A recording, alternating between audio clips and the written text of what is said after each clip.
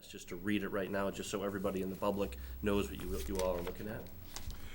Okay, shall I read it for him? I think probably a staff member can do it. Okay, go ahead, read Gary's comment, please. Sure. This is from Gary Hertzberg on February 27th. I went to the business park on the west side of Sun Prairie at the intersection of Highway 19 and County C.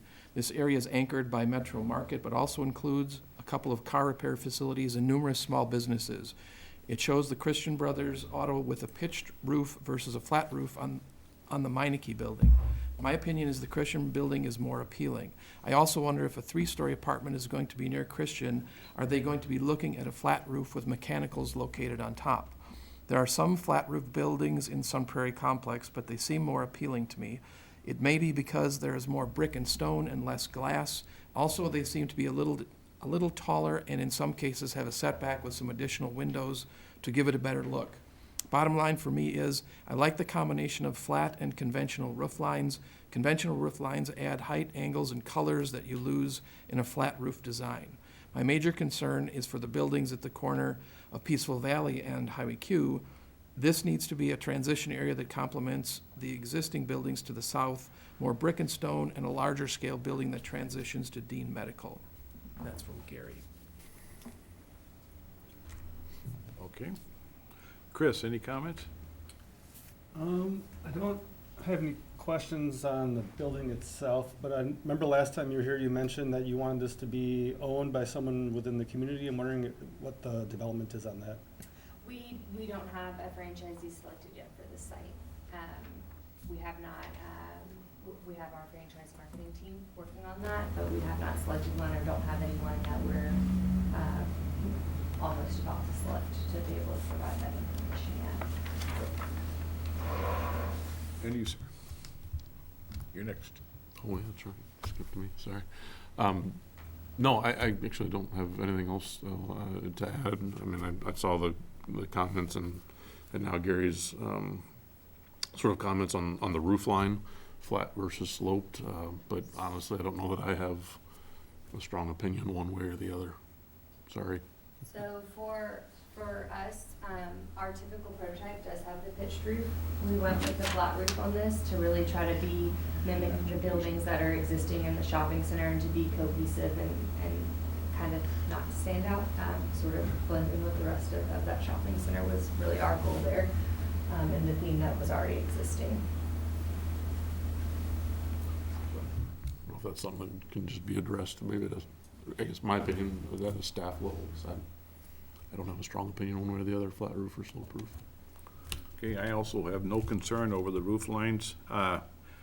And as far as the no entrances or exits on Simon Crestway, that's not an issue. The only back entrance is gonna be on Sarah Lane, and that's not even relevant to traffic. There's no reason for anybody to walk into the facility anyway, so there's no reason for any kind of an entryway on that side, so I have no issues with it. So, Question, Gary, when you say, or not Gary, Bill. Phil, sorry. When you talk about no entrance on the backside on Simon Crestway, but you had talked about mimicking that appearance that's on the front to the back. If the concern is over aesthetics, not actually having an entrance, that's something we can do. If y'all are good with these aesthetics, then we're good with these aesthetics. If you want them to change, we can definitely figure something out. From my perspective, breaking that up a little bit would be beneficial, I think. And then like the one on Sarah, actually, I don't even know. I mean, I suppose that's more of a regulation than because there's not even a sidewalk there, so. Egress door. Yeah. Yeah, it's just another exit out of the shop. From my perspective, having something there, and then again, the planting part of it, which again, staff can work that out, but that's where I would land. As far as the roof line, I think there's enough variation and the materials used look good, so. Okay, if there's no other, yes, sir, go I ahead. do have one comment, I guess, and I don't think this made it into the packet, but staff does have another recommendation regarding the CUP, and that is, in addition to what is in the packet, the addition of the condition that no materials, including automobiles and items for display or sales, may be stored outside. So a condition related to outdoor storage. I think that issue was brought up to a degree at time of GDP, since there will be a residential use immediately to the south of this. Staff is recommending that addition to the CUP. And to be clear, that language is already in the CUP that's in your packet. Okay. Well, that's why I brought it up, Yeah, 'cause yeah, I yeah. don't think it was, but No, I'm I don't looking at know it if right it made here. it in there. Okay. This is the Just- language you're talking about. I also have a Yes, sir. question. Regarding the conversation around having an entrance facing the street or something that is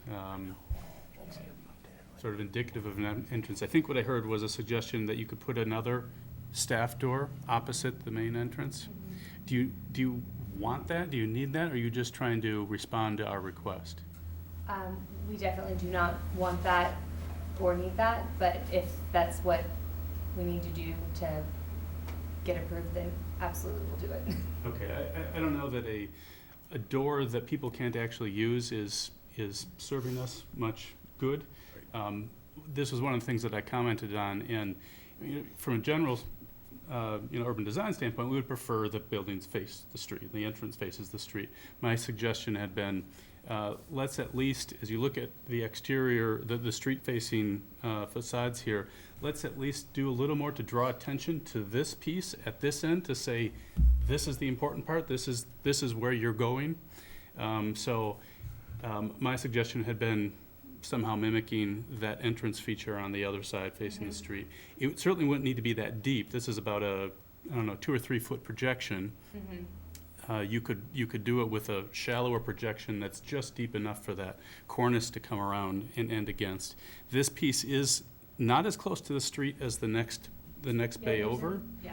And There's so, a few feet that to work with, just not the distance that you have in the main front. yeah, entrance. so it would not need to be that same depth. And we don't need it to people to think that's actually the entrance, but right there on that face, but that piece of the building like that, just to draw more attention to that was a suggestion. So would, rather than do the door and all of that, do just some sort of small bump out that mimics aesthetically, but without having And the door? uses that material and the color change and the height change there to draw more attention on the street side, and also adds a little more variety on the street side too. Would ask, I guess, that you try that and show us what that looks like, and we can discuss it at a staff level to confirm whether that adds anything or not, Okay. or adds enough to make a difference or works for you.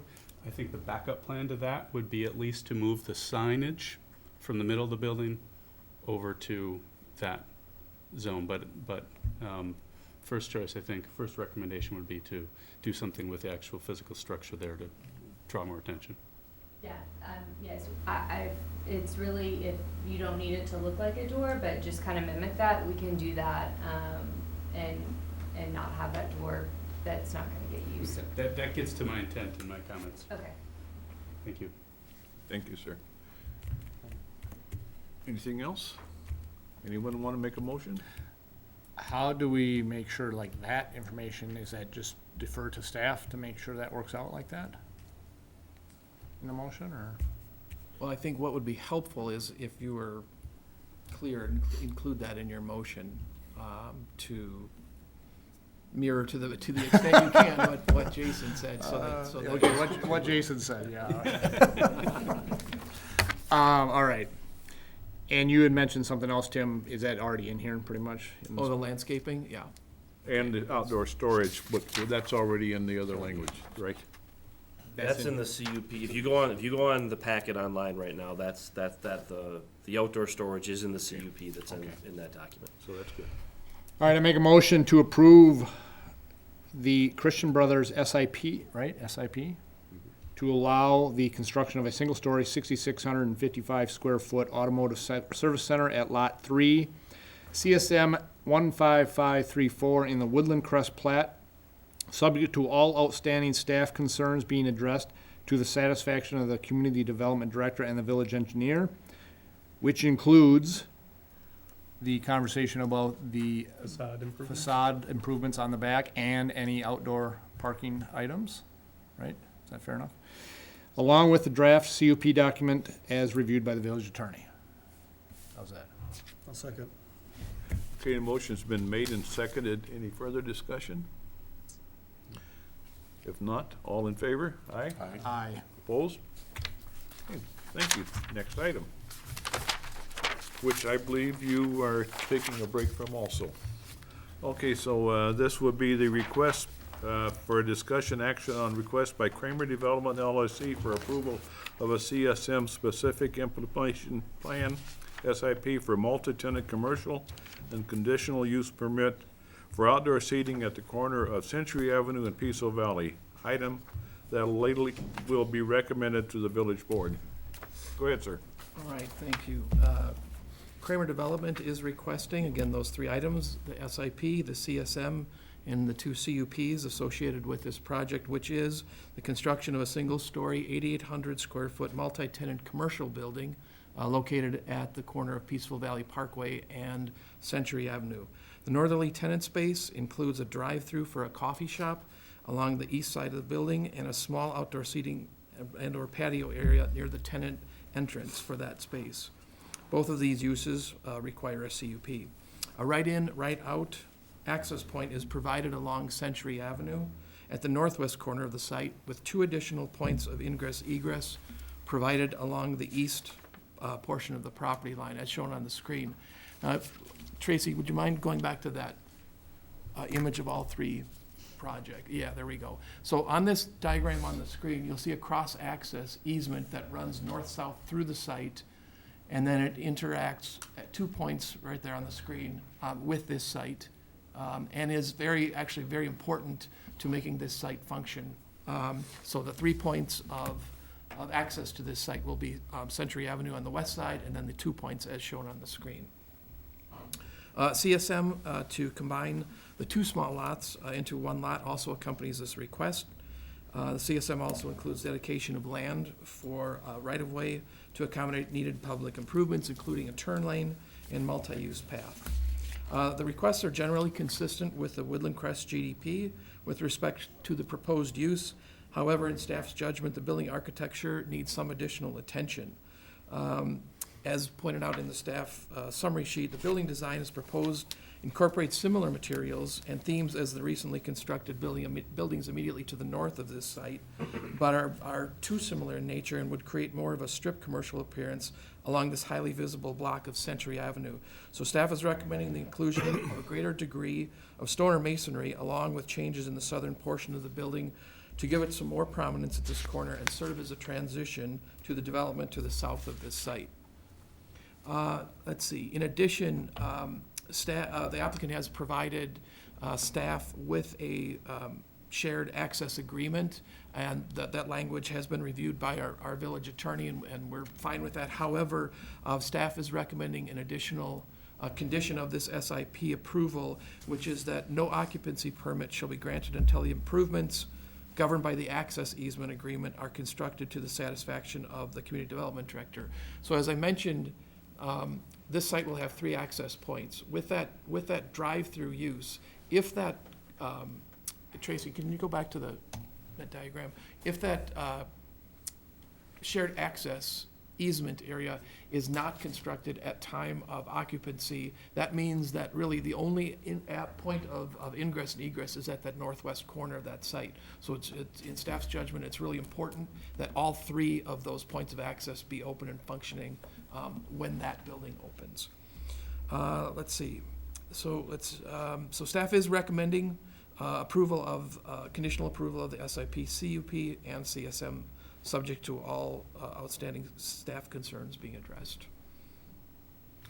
Thank you. Now we would open the public hearing portion of this. Anyone have anything to discuss, bring up? No? Okay. I guess it's right to hear from the Kramer people now then. Phil, did you close the public hearing? I did. Okay. Good evening, I'm Jeff Kramer. Tracy, would you mind pulling up that presentation we put together? You go to page 2, please. So, kind of like Tim started off, we wanted to just go give a little history on the GDP, what's going on here. So, Building 1, this entire site is 10 acres. Building 1 is the grocery store, and this is their retail store that was approved. This lot 2 is a little less than 3 acres, and we obviously built this building on the corner, and then the Sherwin-Williams building inside here, and this was Christian Brothers site. 3 is what we're talking about now, and 4 is FDG's multifamily.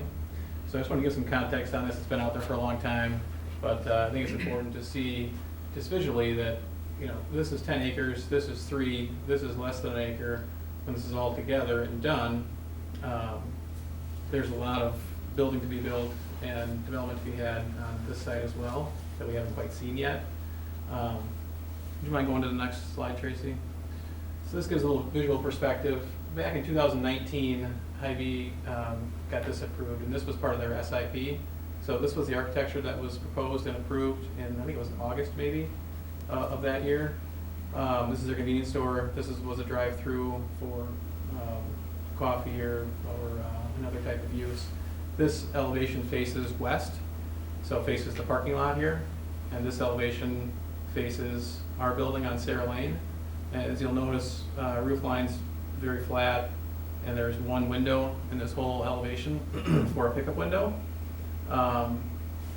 Just to give you some context on what was previously approved. If you go ahead, please. This was our building number 1, which is the L-shaped building. Obviously, it's built, you can see it, I think it's a nice design. We've received actually a lot of positive feedback from the community.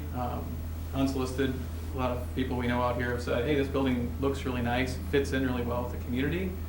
And they're all excited for the tenants that are coming out to Waunakee. So I've been very happy with the response from the community on this. Go ahead. Picture from last week.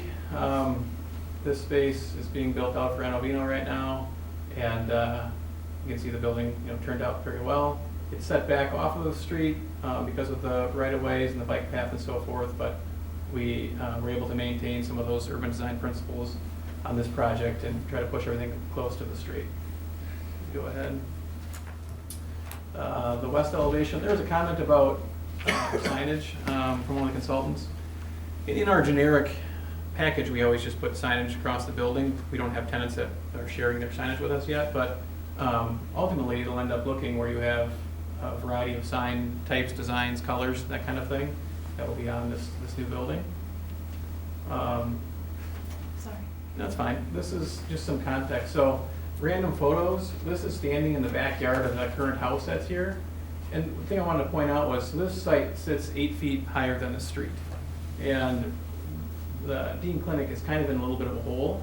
So, you know, their first floor is basically at kind of sidewalk level. And it sits below the street, which kind of plays into what we want to talk about with our building architecture. Flat roofs, nice design, you know, quite a bit of brick and masonry. This picture, I just wanted to show, so down the street with the Quick Trip and Buck and Honey's, that sets now off the street. And they have some black fencing and some columns along the sidewalk here to kind of draw your attention. One community bank on the corner, another flat roof design, nice looking building. It's a prominent corner, pretty linear building, but also looks nice. Go ahead, Tracy. So the apartments that Steve Brown did, I've heard very good things about them as well. So there's 3 buildings there. All of them have very similar, if not the same, architecture, and that they all, you know, look nice together, play well together. And we have a lot of the same elements. So like that white board and batten siding we pulled into our project, some of the same kind of stone colors and that kind of stuff. And then just driving into Kilkenny Farms, I think I found, you know, 5 examples of this type of kind of farmhouse architecture within a few blocks, which is probably one of the reasons that we're getting positive feedback. People like that look. It's something people are doing. And we try to bring in some of that architecture with the black, you know, window frames and the white and the stone colors and that kind of thing. The only 2 buildings that do have pitched roofs in this area out here is Buck and Honey's. And I want to point out, so, you know, they have this kind of shed roof over the back of that space, but you see all the mechanicals up here along this flat roof, because those mechanicals can't obviously sit on a pitched roof. And so, we're doing a similar thing where we're, the whole roof is going to be lined with mechanicals for those restaurant spaces and other tenant spaces, but then we're popping up those parapets on the exterior wall to try to cover those. We're building screens to cover them as well. And then Animart, that sits in a little bit of a hole too. I think it's a nice design, it comes off well. And Jimmy John's is hard to see here, but obviously the new building that was built most recently.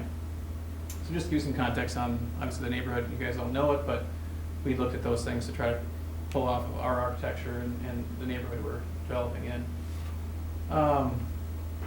This is our landscape plan and our overall site plan.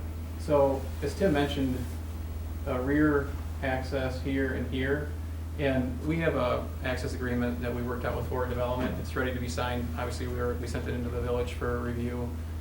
In that document, if they get behind on their project as an example, then they give me notice and I have the right to install that, that access between the sites. So the goal is, if we start this, say in May or June, we'll deliver space to tenants late this year, early next. They'll do their build-out work. And so in spring of like 2023, you'd see tenants start opening. And our goal obviously is to have that paved and ready for use, either this fall, late fall, or if they can't do it, then I'll do it this fall. So that's kind of how we've maybe safeguarded that timing issue from that perspective. On the site, so this is Peaceful Valley Parkway, obviously. This bike trail gets extended along the street and then wrapped around the corner. There's another comment about landscaping on the south side. So what we try to do, this is all noted on the plan, but this is a retaining wall. There'll be a limestone retaining wall along that face. I think it's about 6 feet tall. And then there's a row of plantings above that wall. And then there's an architectural fence that runs behind that first row of plantings. And then on the parking lot side, another row of plantings. So we've dressed that up. We didn't do exactly what they did down the street with columns, but we're doing that architectural fence and then treating it on both sides with plantings to try to draw some interest and also, create kind of a nice environment as you go through there. We have a entrance here off the bike path, and there is bike parking on each side of this entrance. And then, as you'll see in staff comments, we have exceeded the landscape requirements for the site.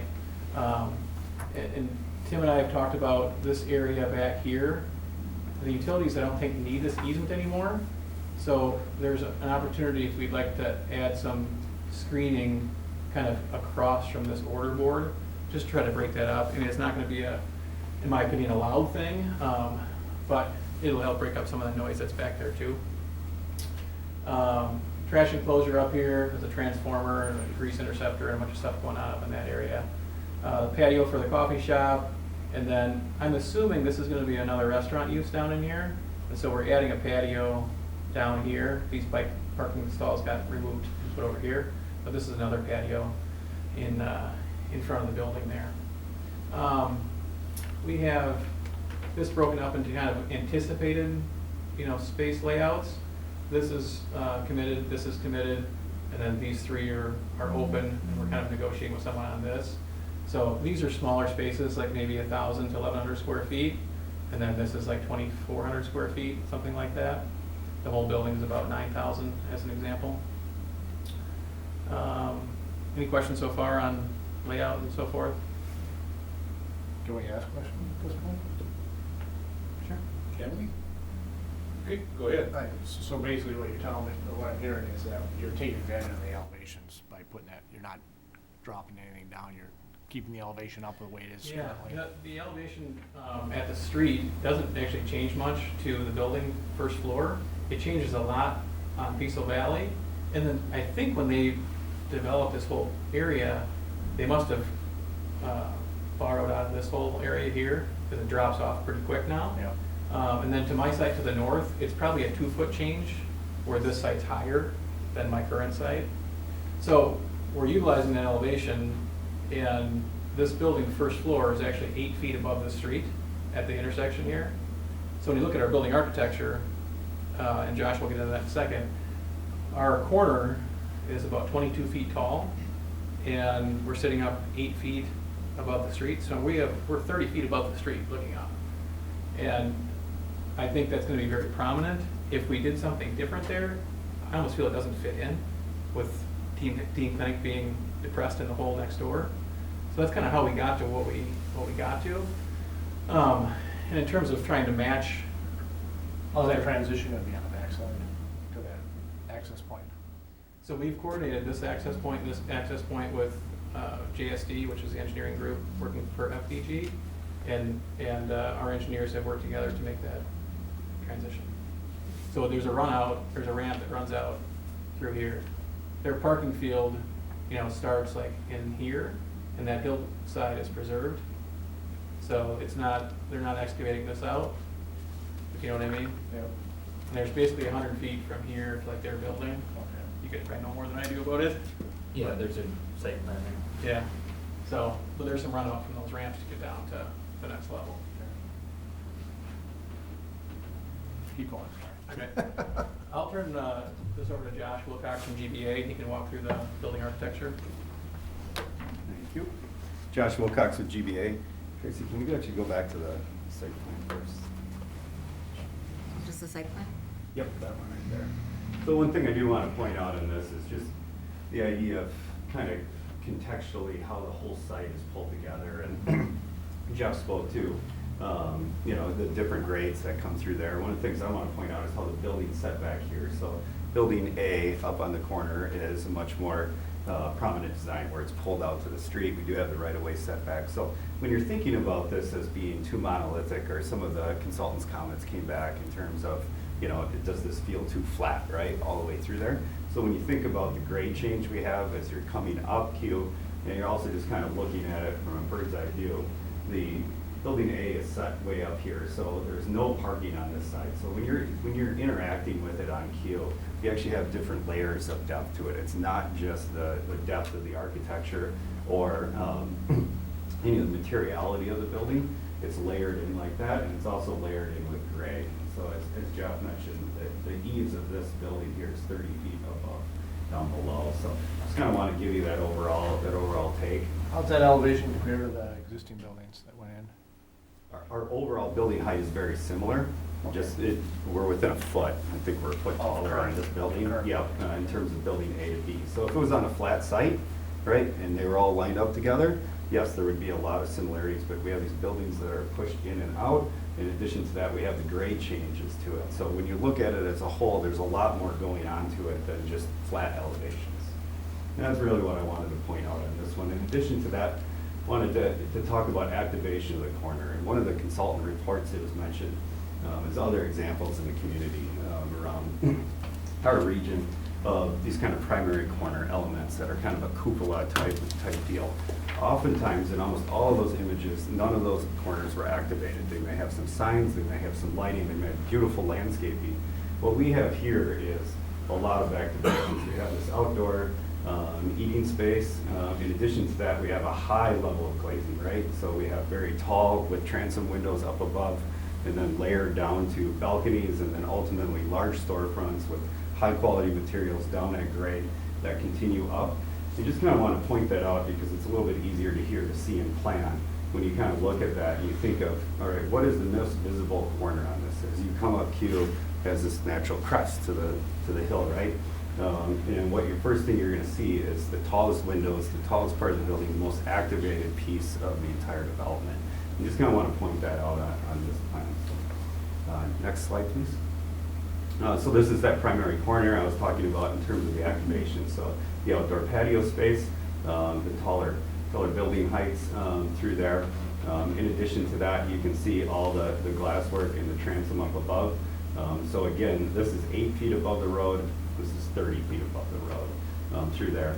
So some other differences, the articulation of the building is subtle, but it's being reinforced via high quality materials like the stone, which runs along the bottom and then carries up the batten siding, the darkened materials, the different woods. What you see here is consistent with building A in terms of the quality of materials. It's just done in a little bit different manner that may be subtle to some, but to us, We feel like this corner really holds its own and it carries that height, the lighting, the activation piece is really what we feel most strongly about, is that by putting the tallest piece with the largest amount of transparency on our prime corner, we are treating the corner with the respect that it deserves as a gateway into the city. I can talk more about the details on this. So we do have some sample materials here in terms of the stone carried through and these larger elements through there. From building A to this building, the phase 2 buildings, we are doing our brows a little bit differently. They're going to be metal with can lights coming down below. So again, beyond the different planes, we have different lighting elements. We have different forms of masonry coming up high. And these actually will potentially have some tiebacks tied into as well. Just little small cues that are different to that what the first option is through there. And on the first option, this side of the building doesn't have any cars in front of it, doesn't have any street lighting, doesn't have any other signage associated with it, a rival sequence, right? So on the other side, everything's hidden. Here, everything's up front to really capture your attention. Next slide, please. The other corner with the coffee shop, obviously here with the overhang, with the drive-through, a lot of cars queuing up, coming around the corner, activating and coming out. As both Jeff and Tim has mentioned through here. This gives you a little better feel for the articulation where we've got the ins and outs on the building and the different materiality to reinforce those forms. Next slide, please. Some just, kind of straight on elevation with some more detailed shots here. And I think this one really speaks well to, in terms of the layering effect, right? As we're kind of building up to the corner to grab our attention out there. Can lights coming through here, signage up above. Nice sidewalk coming through that area to allow free flow between the different tenants. Slide. And lastly, just some more composition pieces here. So I think I touched on all the major items that were in the report. I think at the end of the day, we have a really nice building that fits cohesively into the neighborhood as a whole. You heard Jeff mention the positive feedback that came back. And one of the reasons we did show all the contextual information up front was just to show that, right? That there are a lot of flat roof buildings, right? As you pull up, we want to feel like part of the neighborhood that carries into the more residential neighborhood. And these materials, this architecture, the size of the building, the scale, right down to the lighting and landscapes consistent with that of the overall development. Happy to answer your questions. Can you go back to one slide before this, Tracy? I just wanted to add a couple things. So these canopies over the entrances, so it's a full canopy, with a solid bottom with some can lights in it. That really gives nice coverage to the customers coming and going here. So at our other project, we've got fabric canopies, there's no lighting in them, and they drip off into the front. These are all going to be drained internally to keep things dry at the entrance and no ice in the sidewalks, that kind of thing. But it's hard to tell how tall these are. So these actually sit 10 feet off the sidewalk. And at this corner that's being discussed, that's 10 feet. From here to here, you have 15 feet of glass. Your basketball hoop in your driveway is 10 feet tall. You got 15 feet of glass in that corner. That's a lot of glass. I just want to point that out. It's hard to see. This is 10 feet off the ground.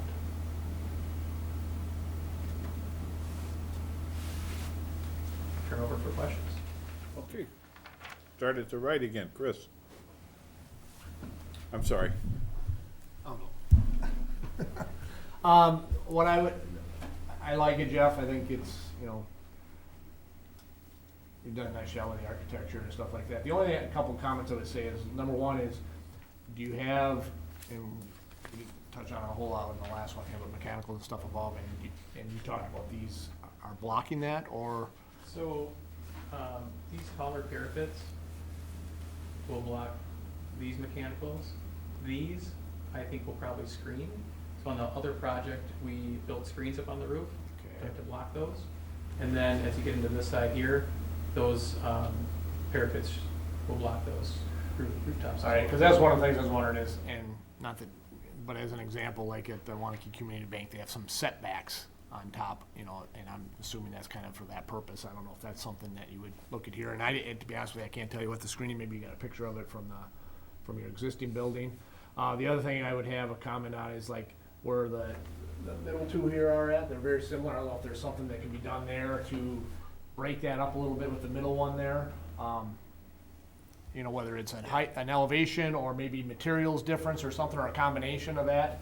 And then obviously, you know, we talked about the utilities on top. Or So these two don't look the same, you mean? Correct, yes, that's one Yeah. of the comments. They'll be individual spaces. This space actually goes with this space, but these two are kind of designed to be separate, so we could look at that. And then on the back, because we talked about it just previously, if you go to the next slide here. And I know you probably looked at the landscape plan. I'm assuming there's gonna be plantings across the back, but, you know, it does get kind of, I don't know if there's some ways to break it up a little bit with, you know, maybe it's some more brick or stone, you know, like up through the middle, maybe a column or something, or, In this section here. yeah, like there maybe, and maybe over on the other side, you know, or a window, even if they're a false window. Yeah, there's an option on, with this tenant, they would allow us to do like a taller window, you know, like a transom window. Okay. It won't be, I don't know, is that transparent there with that It would design? not be. It would not be. It would be kind of a false window in that case. Sure, but it helps to break it up a little bit. Yeah, And yeah. maybe some. Yeah, this one's all stone, this bay here, and then we've got these stone kind of columns running up on each side of this. And along the base, that gray is brick. And this is the stone base and the stone columns. So even the brick, like in the middle one, not the white, you know, if there was if a quarter or a third of that was going up all the way up, you know, just to help break it up. But otherwise, I'm good with it. It looks good. I like the idea of taking advantage of the height. Yeah, I don't think going to a peaked roof here would be. Yeah, we did. It would be difficult with the elevation to deal with. So that's all I got. Okay, Chris. I guess first, good presentation. Thanks for putting everything into context with what you showed at the beginning. The only question I have is on the access points or the accessibility and what the visibility is like for the drivers going through there. Are they going to have enough areas to see everything that they're turning into, turning out of, the landscaping and everything, the way it's set up? Yeah, we hope so. I mean, the civil engineer we're working with and our landscape architect that we've worked with, we've done many projects with. And our goal is obviously to have the site function well, else people will not want to come to it. So we're trying to, you know, use some lower screening in some of these areas. These are your shade trees that hopefully be, you know, tall enough before you have branches obstructing views and things like that. So we're pretty comfortable with how the circulation works. But as everyone's pointed out, and we talked about at the GDP level, having this, and this entrance and exits is very important to have that circulation work out. And I think a nice function of this design is that drive-through, you know, it hides a lot of the cars from your main arterials, doing it this way. One question I got. You're up.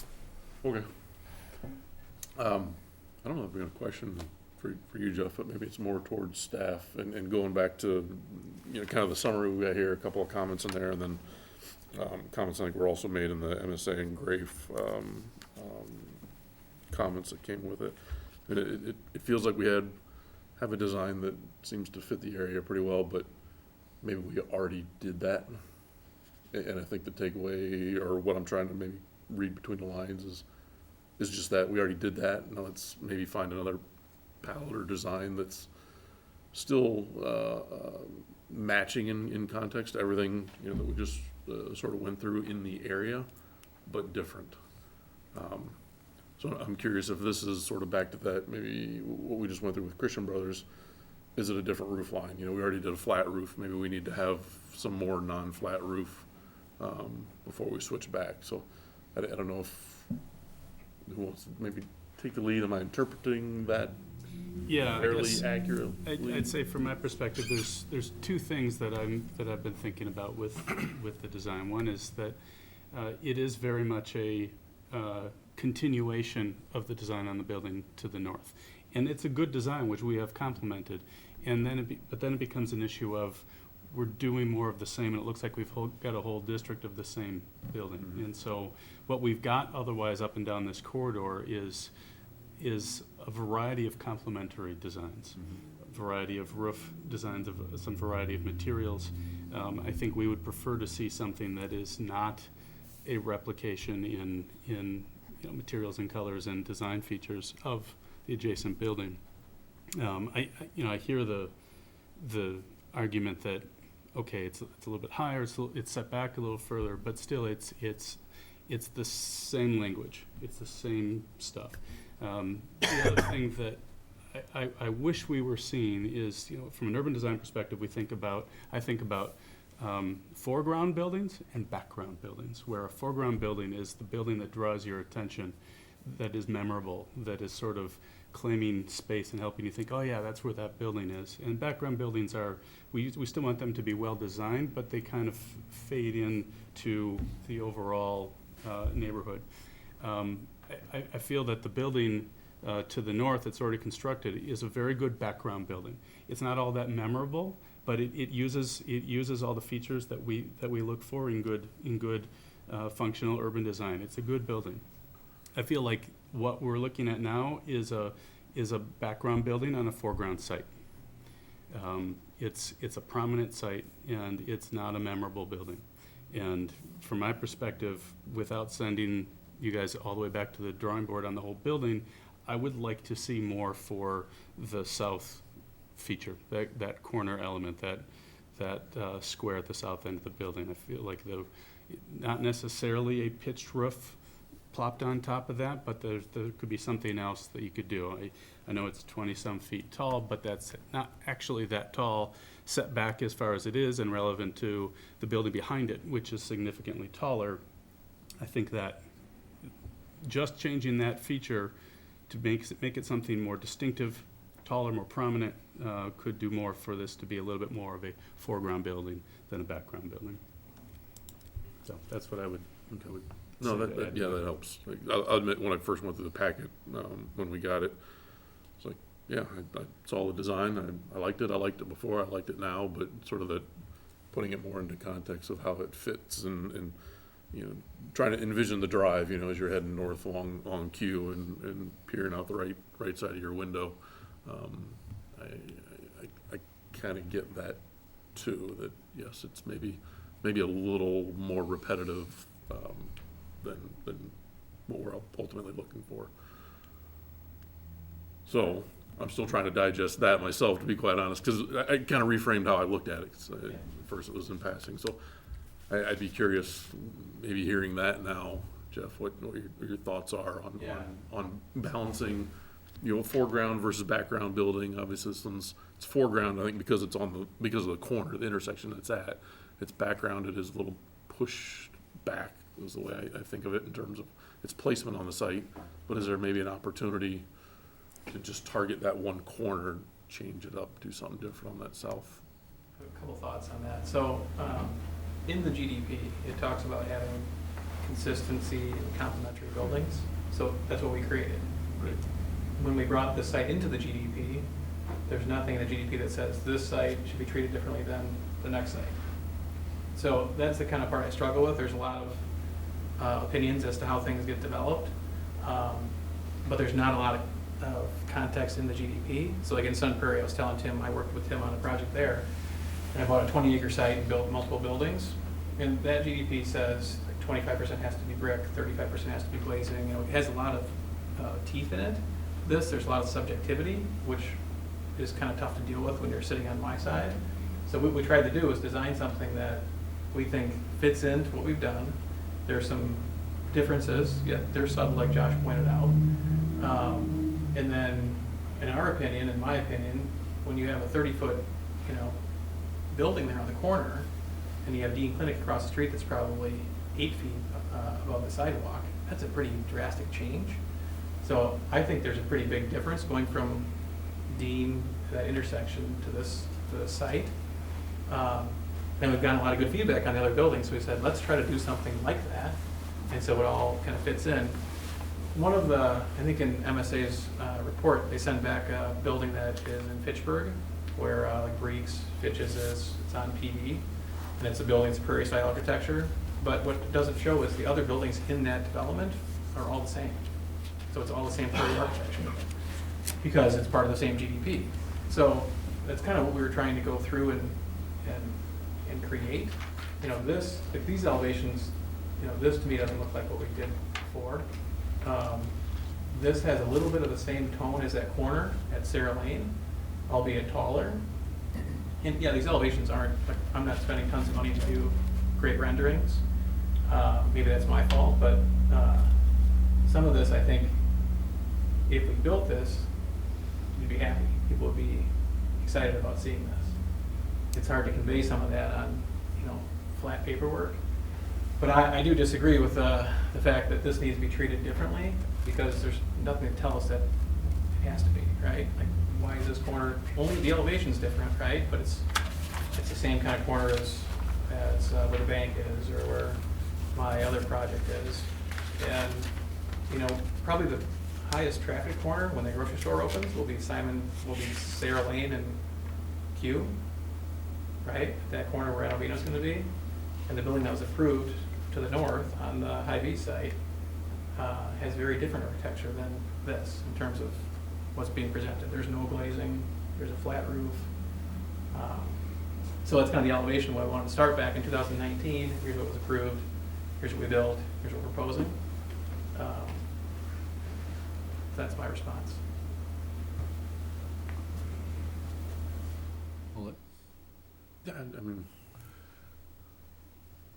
I get both messages. I mean, I hear what Jeff's saying, I hear what staff's saying. I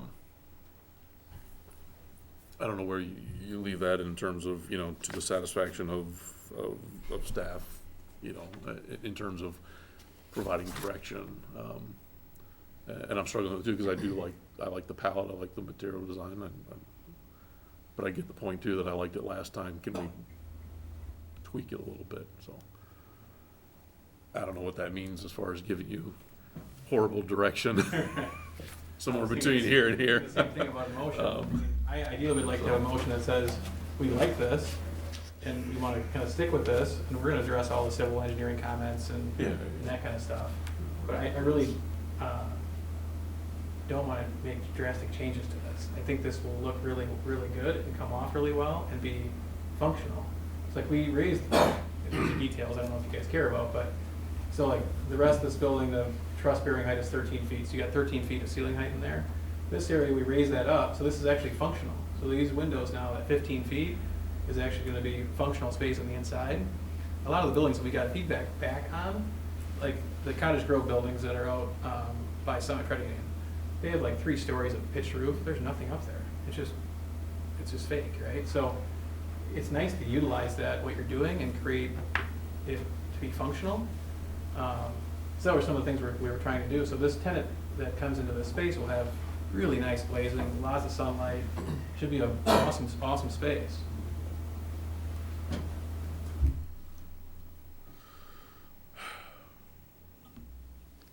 I don't know that I have any particular great direction either for you or for staff, because I do struggle with somewhere in the middle there.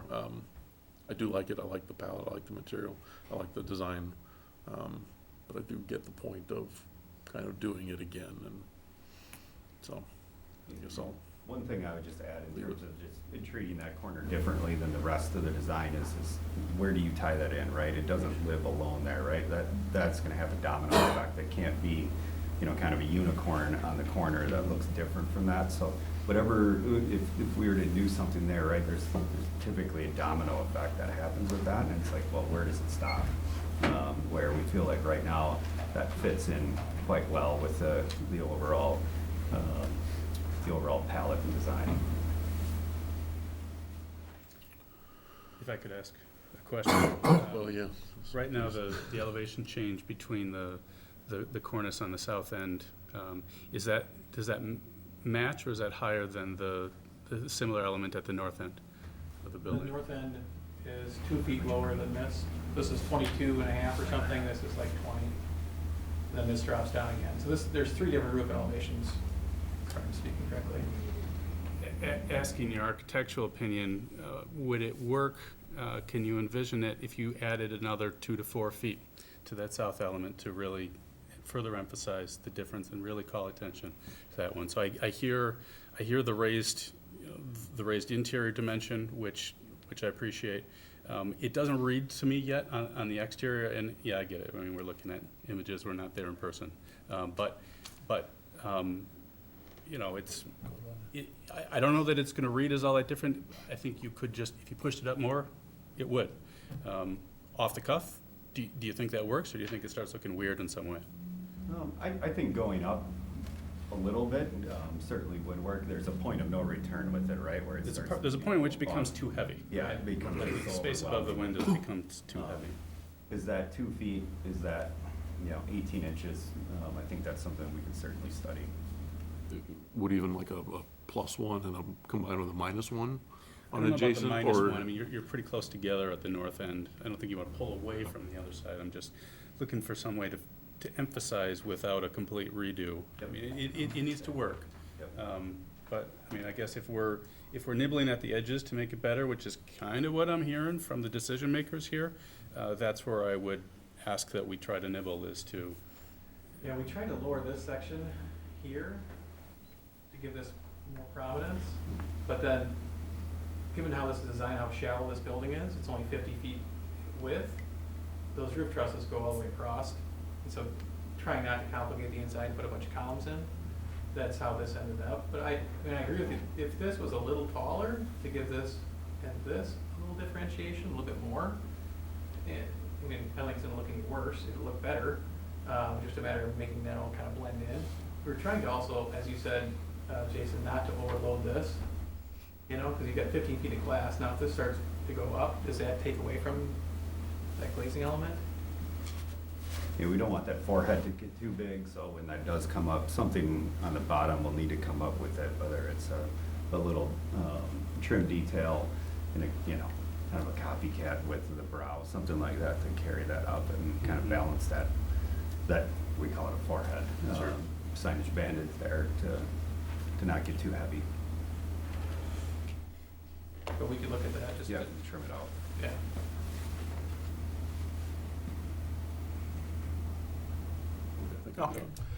yeah. From my standpoint, as far as the appearance, somebody asked a question about more, a difference in the two other small office areas or retail areas or whatever they're going to be. They're only 1,000 square feet. I don't think that's enough to have a difference, because that would prohibit you from maybe having just one tenant instead of two, because that's a pretty busy site. I mean, I guess I worry about things I shouldn't have. I look at where the dumpster is and where they're gonna have to go out in busy hours around cars and et cetera to get into it, et cetera. And there's no back entrances in there because it's taken up with cars. It's an awfully busy site and awfully challenging. So from an operational standpoint, I think it's kind of a little bit of a nightmare, but from a visual standpoint, from architecture, probably okay from my standpoint. But operational, I think, from running a business in there, I think there's some real challenges that I wouldn't do. But I'm not everybody. That's it. Just go ahead, sir. Comment, I guess, so on this last piece, the south piece, we're, at staff, I guess, we're, to Brian, your point, I would feel much more comfortable with some more specific direction. If it's, a foot or two or something, I'd like to hear that. But that's, obviously your call. But if, rather than just saying, work it out with the developer, I think that. Nibble. Yeah. I think that, Yeah. I would agree with Jason. I think, there will be a point of too much, but I think adding a little will add a lot. But what a little means, I guess I'd like some more specificity. Let me ask this about that. question, Tim, are we in a position where we maybe provide some insight and then have them come back? Or are you thinking we get to a finish point here today? I think that's up to you. I think, in my opinion, if you say, for example, add 2 feet, and their team says, yeah, we can do that, that's okay with me. But if you want them to bring it back, that's, I think, within your purview. If I could add to that, I would suggest, you don't need to pick the number of feet. If you're okay with, if you're okay with it as it is, you could approve it as it is. If you like the idea that we've been talking about some minor adjustments to this, you could approve it subject to final adjustments in coordination with staff. If you want to send it back to the drawing board, you could do that. Those seem to me to be the three options. Well, and I would just add, just keep in mind too, you're making a recommendation to the Joint Plan Commission for tomorrow night, because they're the body that actually takes the action. On the SIP and the CUPs, the board takes the action on the certified survey map, although I haven't heard many comments about the certified survey map. So I think that's more of a reason to, the Joint Plan Commission's gonna wanna know if it's gonna approve it, and I just have, being at those meetings, the town members are gonna look at the village members and say, okay, you guys took action last night, do you have any additional information that you wanna provide to us? And that's where, I think that's what Tim's talking about, is, hey, to get this, and then obviously, if you want, like Jason said, you do have other options, and if you wanna see it come back to you, that's what you would tell the Joint Plan Commission. But they are ultimately the body that will take the action. So you're suggesting that we add in the motion that maybe that they consider having a matching roof height line on each end of the complex? No. No, I don't think so. No, it's more to increase the prominence of that south portion of the building, is to actually elevate only that. Well, that's what I mean, matching each end. Well, no, so north the end's south end would lower. actually I be wanna stay taller. lower, Would be- just Would be the even south coming taller out. than it is now. Is there any chance you can bring that slide up that had the photos of the one to the north, where Inovino's going? No, Inovino's not gonna be part of this one. No, I Oh, know, okay. I'm just Oh, picturing the existing, Yeah, you our- had- Yeah. you had the existing photos. Got a lot of- of windows open. Yeah, I saw that, sorry. Yeah, Is that the there. one? Yep. So I'm gonna gather that that elevation there is about the same as what your north side of the proposed building is. That's about 20 feet. Our south side's about 22. Yeah, what you're proposing is, the south side here is, no, these are this- both about 20 probably. The building that's being proposed, the south end is about 2 feet higher. yeah.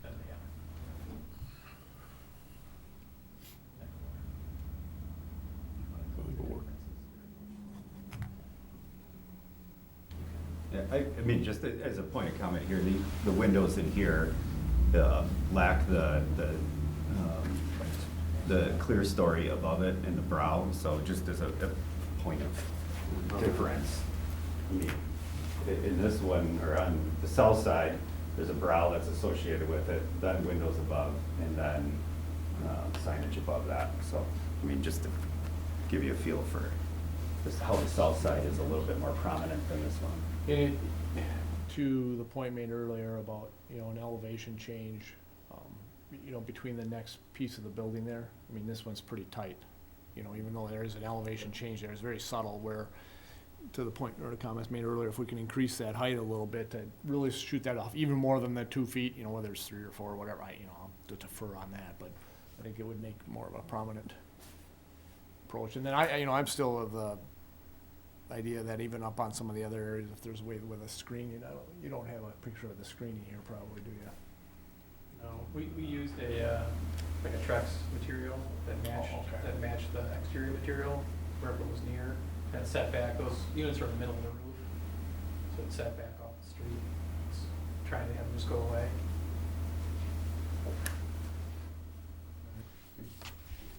To that point, Brian, or the majority of those rooftop units are gonna be in the end units where cooking is going to occur, which So they're has the already tallest covered with it, parapets. right. Yep, and so then they also have the longest sight lines to them as well. So kind of killing two birds with one stone with those taller parapets. I have a question then about, it doesn't, it returns and then ends a few feet in, correct? That higher parapet? Yeah, it does return, as a leg return into the roof line, correct? And so I wonder if one of the effects of pushing it up higher is that, whereas it's not really visible with this one, it's only like a 2-foot difference, you don't, it kind of just disappears back there. If we push it up higher, you're gonna see that it ends.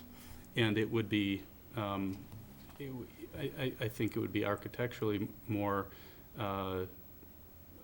effective and notable if you could carry that all the way around, so that, you know, from the north in particular, you're seeing, or from the east, I think it would be that you're seeing that have 4 sides, that element, where there's a parapet or a false parapet, perhaps, that in a square, rather than just a, you know, return into the roof line and end back 4 or 5 feet.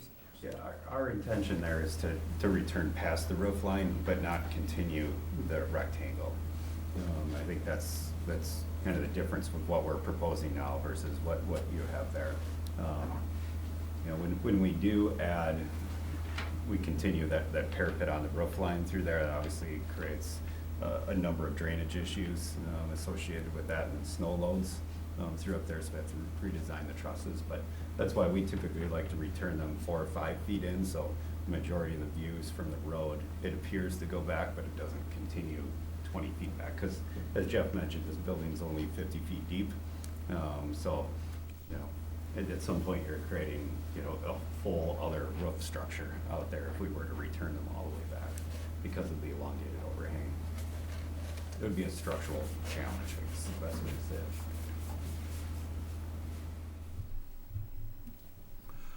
My only last maybe curveball, wild card question is color palette an option? Does that help it feel a little more different but same, or same but different? And I don't know if, start getting to architectural design, you're way out of my element here, I'm sorry about that, but is there a complementary color palette that maybe helps address that same but different feel? And I don't need an answer, but I think I'm still in that nibble at a category. I don't know that I want to say in the motion, make it a 2-foot delta or 2-foot change, but direction to maybe let's try to separate that a little bit. If we're okay with trying that, if we want to try elevating that roof line on that corner a couple of feet, whatever it is, to try to separate those 2 roof lines a little bit more, we can try that. So, and I'm not trying to force your hand here or anything, but let me just throw something out here for a potential motion that you guys may want to consider based on your comments, and working off of the recommended motion that is in your packet. So it would be motion to recommend that the JPC approve the Kramer Development LLC SIP and CUPs to allow the construction of a single-story, approximately 8,800 square foot multi-tenant commercial building at the northeast corner of Century Avenue and Peaceful Valley Parkway with the following conditions. 1, subject to all outstanding staff concerns being addressed to the satisfaction of the Community Development Director and Village Engineer, which comments regarding architecture are modified to require the height of the south side of the building to be raised 18 inches to 2 feet. 2, the condition that no occupancy permit shall be granted until the improvements governed by the access easement agreement are constructed to the satisfaction of the Community Development Director, and to recommend to the JPC that approve the draft conditional use permit documents as reviewed by the village attorney.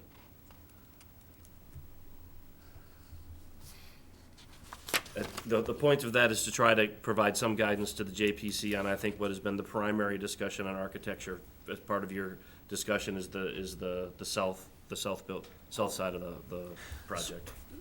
And that sounds good to me, but a question I have, and because I brought up a few other items, how do we, you know, and others may have some of the concerns too, as far as, you know, breaking up the back a little bit more maybe, or maybe some more incorporation of brick or stone, how do we, you know, how does that potentially get addressed? Is it So I think you could add that as a, so basically right now you have 2 conditions to approval of the SIP, the height of the south side of the structure and the occupancy permit issue regarding the access. I think you could add a 3rd condition to the effect of, here I think you're probably gonna have to give a little flexibility to the JPC and then to staff on this, but to modify the architecture consistent with the plan commission discussion regarding breaking up the backside of the building, and what was the second aspect of that? Incorporate more, a little bit more incorporation of a brick or stone facade, Yeah, front or I back, mean, you know. yeah, I think that could be what we just said, that could be the third condition. That essentially then provides guidance to staff. That's just my opinion. Yeah, no, but I'm saying, but I agree, but if other commission members agree with that, I think that's the way to approach it. All right. Okay, now hearing that, does anybody want to make a motion?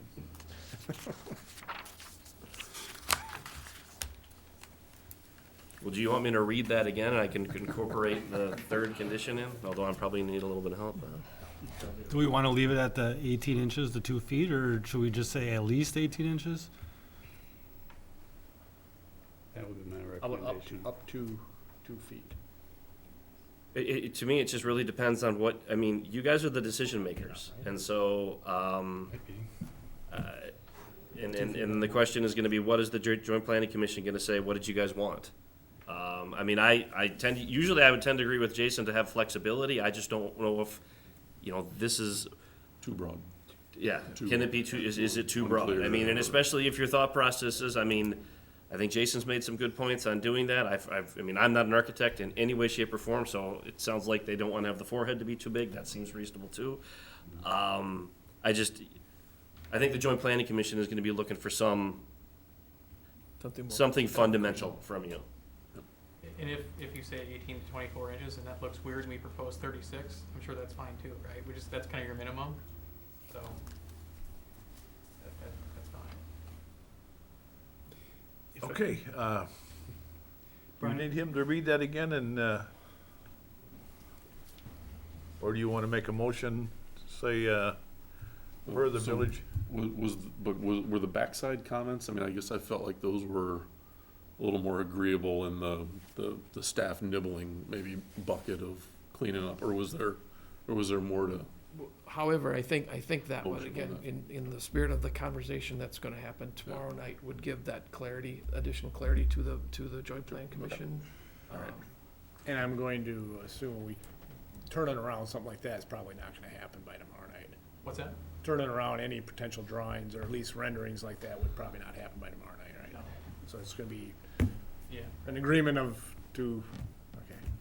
What we can do, though, is with these renderings, we can at least point to these elements and say where those changes are expected. And I think that from a visual standpoint will provide enough. I don't, Jason, if you wanted to. Yeah, I guess I just have one further response to a question and a question for you guys regarding the color palette. I hesitated to say, yes, change the color palette, the material palette, because it's a nice palette. I mean, it works pretty well. So I get why you're using it again.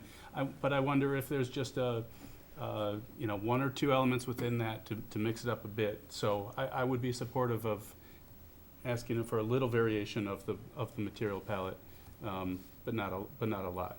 And so I want to answer that question. My question, I heard the suggestion that there would be more stone and brick, and as staff that might be reviewing whether that was achieved, I don't yet understand entirely what was intended by that, and would ask for a little more information from. Well, from my perspective, with that, and I'm really looking at only a couple of spots. Number one is on the front. If you look at the front facade, this is probably the drawing above it, right above it, right? Is, I just look at the two pieces in the middle. You know, is there a way to break that up a little bit with, you know, whether it's a brick or something like that, or stone? And then on the back, it was more about, well, it'd be basically directly behind those two spots, that where it's all white, the two sections that are all white, is there maybe a column, you know, maybe a third of the width or a quarter of the width that goes up, that breaks it up, and then we talked about maybe a false window or something on the coffee shop end of it, something like that, just to break that, so it's not just that straight white, you know, the materials I'm fine with, it's just how do you break that up a little more on the backside? Because that still is gonna be, even though that access point is between the proposed multifamily, you know, they're still gonna be looking at that potentially from there, and, you know, it's not right on a busy street, but it still has people looking at it every day, so is there a way to break that up?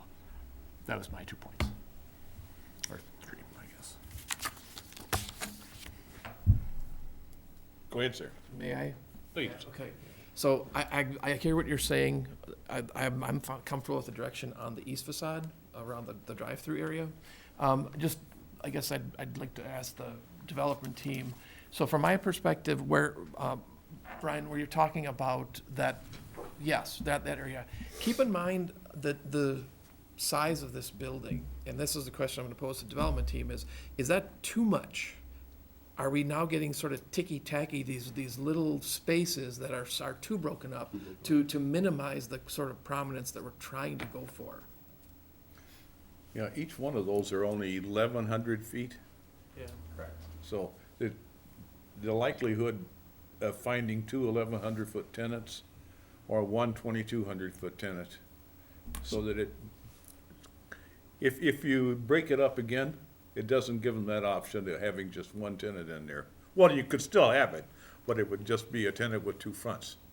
So ultimately, we'll implement the direction you go, but I guess I was just looking for some from the architect, is that from an aesthetic, both, from this, In terms of breaking those up vertically, my first thought is that a building's gonna get too busy with that, right? So right now, it's kind of, 1, 2, 1, 2, type of thing.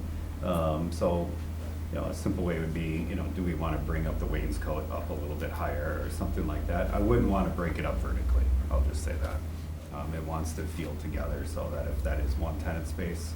And if that's what it's gonna be, then so be it, I get that, that's fine. It was just one observation, so. And that space, those two spaces are on the same plane, and then the planes on each side of them change.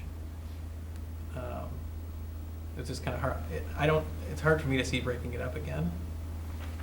And you've Sure, got, there's not much elevation change though from going to the north. talking roof line. Yeah, correct, so.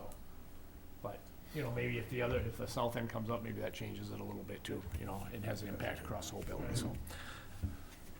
So, should have enough. Shall we, You want me you like to read all propose a?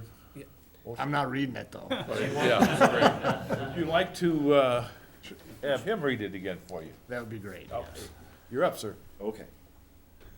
Motion to recommend that the JPC approve the Kramer Development LLC SIP and CUPs to allow the construction of a single-story, approximately 8,800 square foot multi-tenant commercial building at the northeast corner of Century Avenue and Peaceful Valley Parkway, subject to the following conditions. 1, subject to all outstanding staff concerns being addressed to the satisfaction of the Community Development Director and Village Engineer, which comments regarding architecture are modified to require the height of the south side of the building to be raised 18 inches to 2 feet or greater if approved by the developer and staff. 2, no occupancy permit shall be granted until the improvements governed by the access easement agreement are constructed to the satisfaction of the Community Development Director. And 3, break up the back side of the building with added brick and other materials to the facade. And then the other portion of that motion is, and to recommend to the Joint Planning Commission that it approve the draft conditional use permits documents as reviewed by the village attorney. So we essentially have 3 conditions that relate to the site plan: the height, the backside of the building, and then the access issue. And that's enough direction to staff to work through with Kramer Development. And keep in mind, there are other comments that have been provided by staff. I think Jeff referred to them as like civil engineering. Those are still part of this, but it seems like the area where you've modified maybe staff comments that are in the packet is related to the architecture, and that's part of the motion. So moved. And a second. Second, Okay, motion made and second. Any further discussion? I don't think there could be. Nope, I will. Just gotta ask. Okay. Okay. All in favor? Aye. Aye. Opposed? Okay. Now, you still have one more motion, now, because we haven't addressed the CSM, but there's a motion to recommend approval. In addition, a motion to recommend approval of the Kramer Development LLC CSM to the village board, subject to all outstanding staff concerns being addressed to the satisfaction of the Community Development Director and Village Engineer. I make that motion. I'll second. All in favor? Aye. Opposed? Thank you for being back in charge. Thank you. Thanks, Chris. Appreciate it. Good discussion. You can keep that off now. You think Wait, there's anybody I on this have planet one. other than me that can read that? I really wanted to say a lot. Thank you. Okay, I want to thank you guys for that discussion. I did pick Wisconsin in my pool. Very nice. On my phone, so, all right. Next, we have discuss and take action on a request by Ford Development Group for approval of a CSM and specific implementation plan to construct a multifamily building at the corner of Peaceful Valley Parkway and Simon Crestway in the Woodland Crest development. I will try to be brief. The applicant FDG is seeking approval of an SIP and CSM to construct a 78-unit multifamily building consisting of a mix of unit types ranging from studios to two-bedroom units. The exterior building materials would present a modern agrarian architectural style consisting of composite, horizontal and vertical lap siding, composite trim, masonry veneer, and a pitched roof. That is all consistent with the previously approved GDP. Primary access to the site would come from Simon Crestway along the east side of the site and would lead to an at-grade and underground parking area. Secondary access to the site would come from Peaceful Valley Parkway along the south side of the site. And as shown on the screen, access to and through the site would be, additional access would be provided internally. The request is generally consistent with the Woodland Crest GDP that was recently amended to allow multifamily on this site. The applicant is seeking variation from strict adherence to the parking standards that was called out in the GDP. So with the standards that the village has used for past multifamily, this site would still have 18 more stalls than that standard. So staff is okay with that relaxation of that strict adherence. Architecturally standpoint, generally the building is in good conformance with the GDP and fits in overall with the development as was discussed here earlier this evening. Commission, we just wanted to call your attention to one thing, and that is the west facade. Commission may wish to suggest some slight color changes to this elevation. This would be easily seen from Peaceful Valley Parkway. I don't know if we have the images previously presented, but as shown on the screen right now, there's a lot, I'll just say, a lot of gray. There's some differentiation in tones of gray. The building to the southeast of here, the Laurel, also incorporates with a number of gray tones. The north and south facades of this do incorporate some color changes. So thank you, Tracy, as shown on the screen. So if the Plan Commission does desire, staff would certainly entertain some additional accent changes to that west elevation. Overall, the site is well landscaped. In fact, this site too provides a greater degree of landscaping than the required points. Staff does encourage the applicant to look specifically at the southeast corner. There's a fairly high degree of grade change. It's fairly steep slope there. And just had some potential concerns about maintenance of that steep slope and may wish to consider the incorporation of terracing in that area. Certainly, it's not necessarily a requirement, as mentioned, the landscaping totals are there, but in terms of long-term maintenance of that and running, maintenance, lawn mowing equipment and so forth in that steeper area, some terraces may provide a better route to go. And then lastly, our fire department is recommending, or requiring really, that a radio repeater be included inside the building. So with that, staff is recommending conditional approval of both the SIP and CSM, subject to all outstanding concerns being addressed. Brian M., comments? No, we don't have that for public hearing on this. No. I'm sorry. This is not a public hearing. Go ahead. Did you want this to be? No, actually, but I do like the point about the west elevation and looking at that. I don't know when, where, how, or if we can do it, but I'm almost curious, like a street view, point of view, kind of from Q, and I'm just curious how much we see, not that they need to do the street view, but you know, looking past or over the project that we just talked about, and, you know, how much of this would ultimately be seen. I mean, it's a taller building sitting on kind of a tallish portion of the site, but I really didn't have any other comments than, yeah, maybe that west elevation is a opportunity to put a little color in, not necessarily a material palette change, but, yeah, maybe color. Unless gray's the new Waunakee, I mean, Well, maybe, you probably heard some of the comments Yeah. from another development in the community. maybe have, that, I think the only thing I had to offer, I like the landscape plan, that it's this elevation, but no, Sounds good. I'm good, I'll be easy on this one. Phil? Crowded site. It is gonna be high, and most of the concern we've had have been from the citizens down below that, right?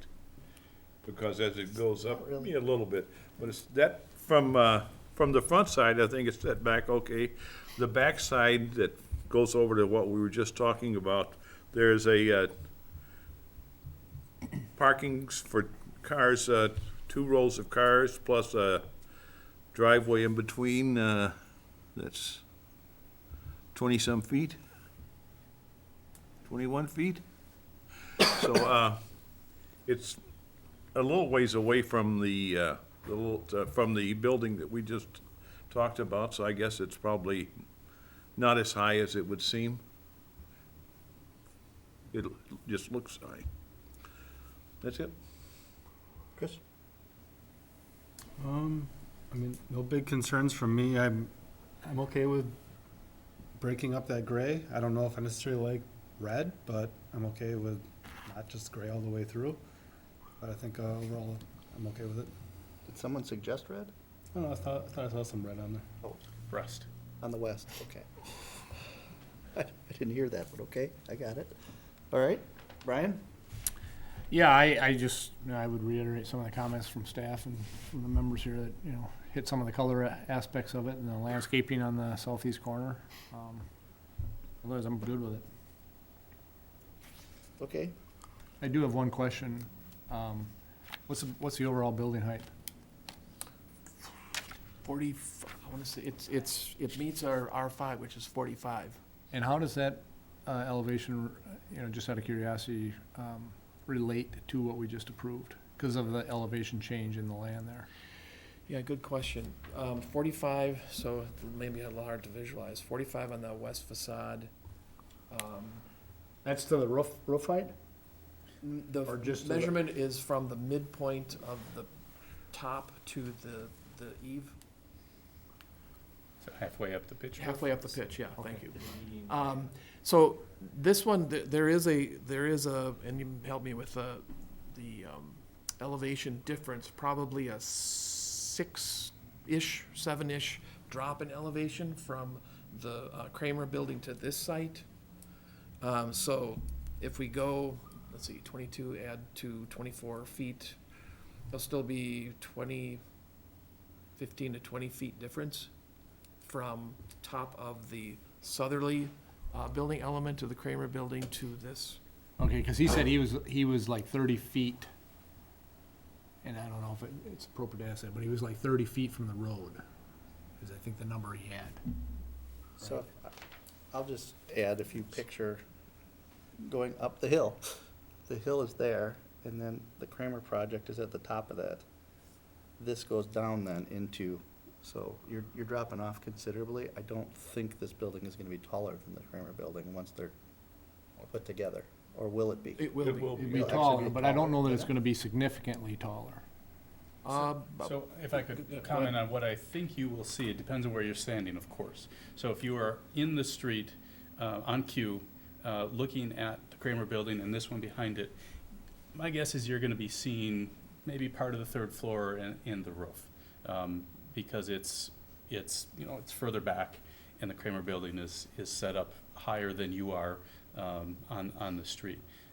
From if you're coming north on Q, the Kramer building's not going to be in the way. You're going to see the south end and part of the west facade pretty clearly over and beyond the the clinic, which is, as was noted earlier, is kind of set down in its site.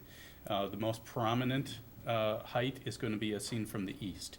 You're coming up the hill, it's up on a hill, that's when it's really going to feel at its tallest. How is, hopefully we're all right having these conversations. What is the elevation of the Laurel? And that one is recessed a little bit, though, I think. I thought that we granted them, that site has a lot of elevation change to it. Yep. And we did grant them an exception to the height limit because in some places where we were taking those measurements with exposed basement, we felt it required that exception to meet the ordinance. In this case, the ground level is brought up to the building, so we don't need that exception. The ground level is higher than the street. So from Peaceful Valley, I would say that they're kind of in the same realm. I would describe them, the experience to be similar. I think this is going to have a similar feel as the Laurel does. Okay, and then, but this one here is actually gonna be set back. I mean, Laurel is, pretty much right out to the street corner. I don't know Within what reason, the there's a setback, dimensions are, obviously, but I but this believe setback it's- appears to be greater. I think that's right. I think this is 30 and that's maybe 20. You are correct. Laurel is up closer than we had. Yeah. Because we had dealings with Sidewalk access. or landscaping, so. But how much lower is that hill on that? What's the South. difference between the pavement at the intersection of Peaceful Valley and Simon Crestway and the corner of the building? Is that the Well, hill you mean? the Laurel versus this one. So what's the difference in change across the Laurel? Yeah, Hmm. coming across Peaceful. Another Gosh, 20 it's about a story, about 10 feet, 10, 12 feet on that project. Okay, do we know the acreage of this? What's the total acreage there, where this building is going on with all the land?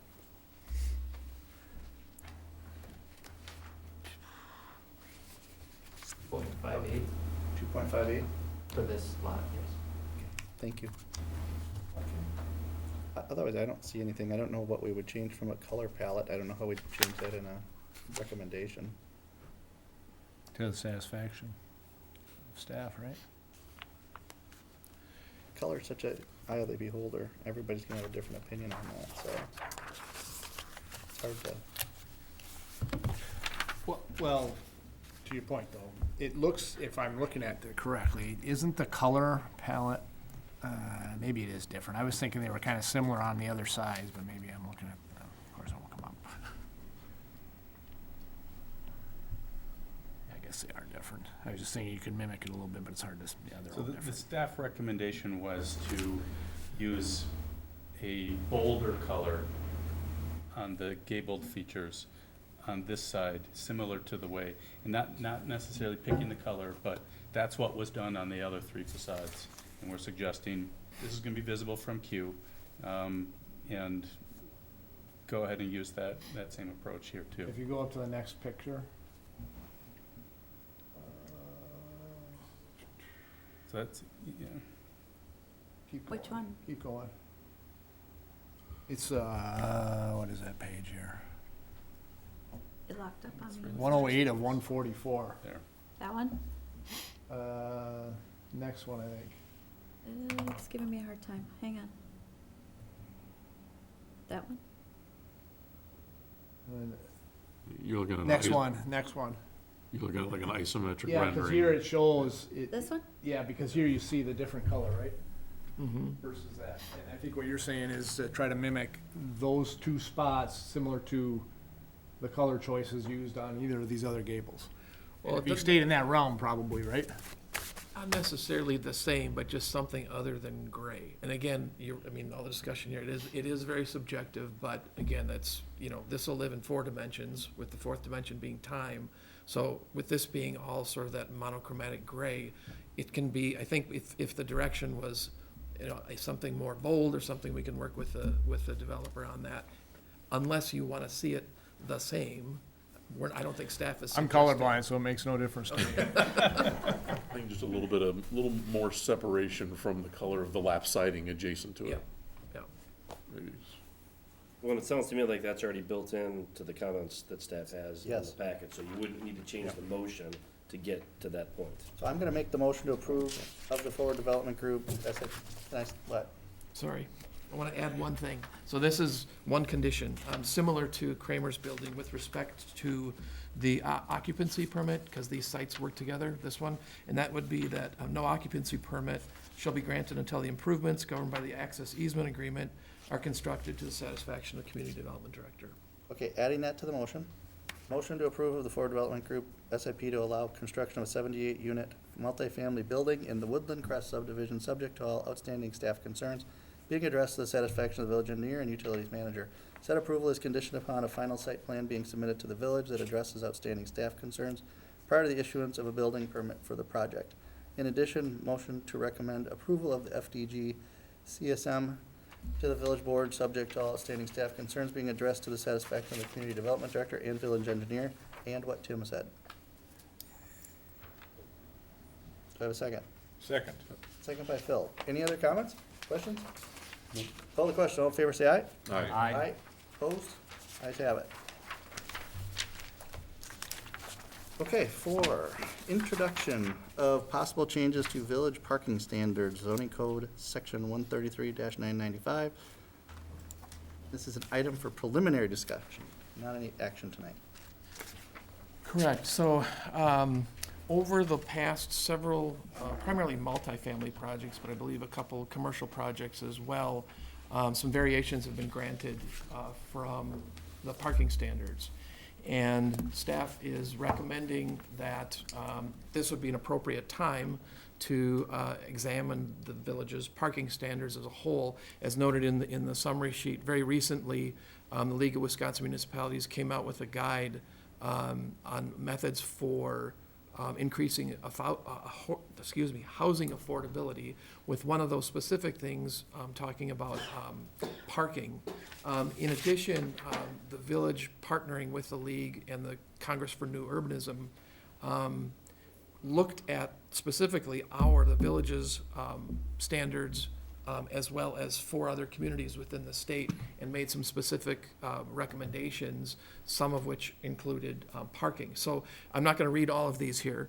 You have them as a summary, but a summary of the changes are suggested with the actual changes included in the packet. So this would be a public hearing. Staff is recommending these changes move forward, but this would be a public hearing next month, but we're certainly asking that you look at these changes, taking them into consideration. We felt that rather than just look solely at the standards for multifamily parking, this would be a great opportunity to look at some other uses and what other specific changes might be appropriate at this time.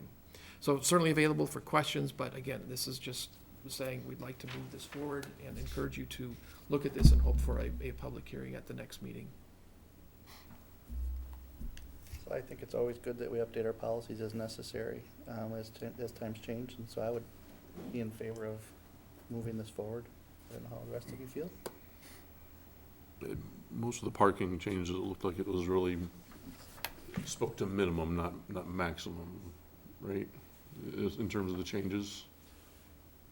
To a degree, again. Or were there some max that I missed? So, a couple of comments about the variety of changes in here. Just focusing in on like the counts. What are the counts? We offered some adjustments to how things are counted in some cases, and also to what the standard is. Mostly looking for consistency with other municipalities that we've looked to in the past in Dane County. The current ordinance does not have a maximum. The proposed changes are still focused on minimums, but there is an item in here that while not exactly setting a maximum, requires that applicants who are providing more than 10% above the minimum justify it. So explain your need if you're exceeding the minimum by more than 10%. It's not exactly it's not saying this is our maximum and thou shalt not, but it's seeking some justification. bring back a little more meat to the, okay, all right. Chris? Yeah, I'm in agreement that this can, or should be reviewed. I guess, are we planning on going into more detail on each one of these then in April? Yeah, I think that's the public hearing. Okay. We're just moving it forward to that, so we'll have the public hearing. Brian? Wallace? I'm good with moving it forward. Phil? Move it forward. Move it forward. Okay. You need a motion on that? I don't think so. I think we just staff direct it. Okay. Brian, unless I'm wrong. Well, no? We just staff direct staff on that, right? We don't Yeah, need you to guys, make a you don't need a motion. motion. Okay.